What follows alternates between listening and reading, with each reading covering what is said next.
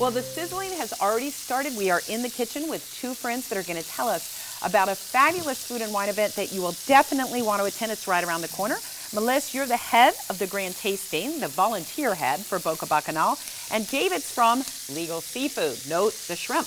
Welcome to you both. Thank you. And David, we're going to get started with you in just a moment, but Melissa, tell us that the Grandtasting is like the culmination of the weekend-long Boca Bacanal. Yeah, it's sort of the grand finale.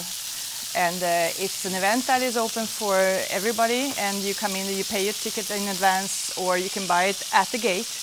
And it's $85 if you buy it in advance, $100 at the gate, and you come in and you will experience the top chefs of Boca Raton and all the cities nearby. And I know that Boca Bacanal, we talked about it a few weeks ago on the show, is a fundraiser for the Boca Raton Historical Society. Yes, so when you are eating this delicious food and drinking the wines, it's all going to a great cause. Yes, it is. It's going to the Heritage Educational Program, which helps the schools to learn about Boca and their history, and also to cultural programs and civic programs. And it wouldn't be possible without the volunteer efforts of great chefs like these from Legal Seafood. David's here.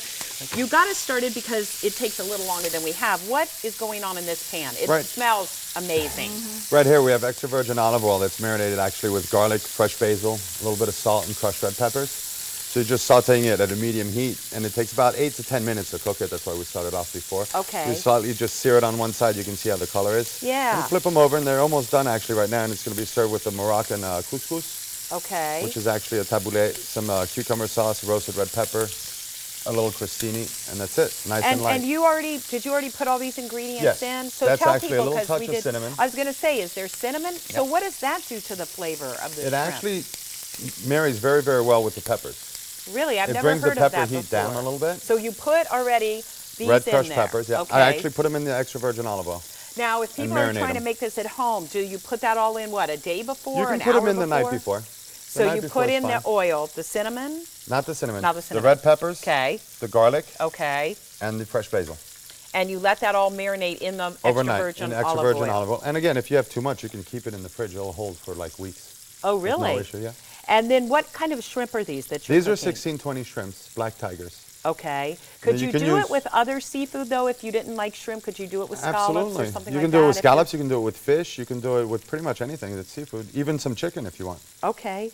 And tell us about the couscous, since we're not making that, right? That's, right. Okay. That's a couscous. It's a, I mean, I'm sure you've heard of it. It's a tabouleh.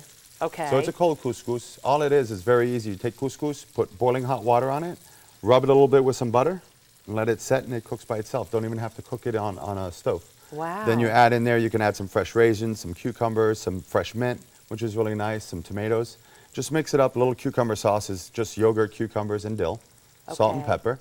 And then a roasted red pepper sauce. You just take some roasted red peppers in a can, which is fine. Right. Mix them up with a little bit of salt, pepper, a little bit of garlic, and that's it. And you just put that over some piece of bread. And is this what you're serving at the Grandtasting, or you're just like No, we're serving actually these. You are Yes, serving we are, those. yeah. So give me an example of how many of these do you have to have? Like what is your prep? We're a few weeks out, but let's say as you get closer, how many of these are you expecting to serve? Probably about 1,500 to 2,000. 1,500? Yeah. So how do you cook 1,500 of those? They're just cooking the whole time? Cooking constantly. I'm going to have 2 chefs behind me, and we're going to be cooking it constantly so they're nice and fresh. Now that is a nice example, Melissa, of the kind of taste that you serve there. Every restaurant, we should say, kind of has a little plate. It's a sampling of their best items. It's a sampling of the best items, of their signature dishes, if you so will, and it is delicious. And the wine that goes with it is also very good. This year we have a record number of 38 wines. 38? Yeah, 38 wineries serving their wines. And they're from Europe, they're from USA, they're from all over the world. Now, when it's, you're approaching these wineries and the great chefs, and it's not the easiest of times for wineries, for chefs, has there been hesitation, or has everyone jumped in and said, we want to do this is a great cause? Well, we've been there since 2003, and yes, they are jumping in. They really want to be there. There's a lot of enthusiasm among both the restaurants and the wineries. It's a great event. What can I say? They love it. And when you are organizing it as the Yes. chair, Do you go to the individual restaurants and say, okay, what are you making? What are you making, to make sure everything is different? Everyone gets a sample of, varied items, and everyone's not serving, say, shrimp at every booth? That's what's coming up. The first part of the year, of this season, we actually sign up the restaurants, and now comes the hard work to go visit the restaurants, talk to the chefs. What are you doing? What do you want to serve, and how you're going to do it? What do you need? Right. It's Yeah. quite the event. And I would recommend, we're going to put it on our website, the Boca Bacchanal website, to get tickets ahead of time. And here's my tip. I was telling Melissa before we went on the air, get there early. Yes. Because the amphitheater, we didn't mention it, the Meisner Amphitheater. A lot of people like this event. It has a great reputation, and it does get crowded.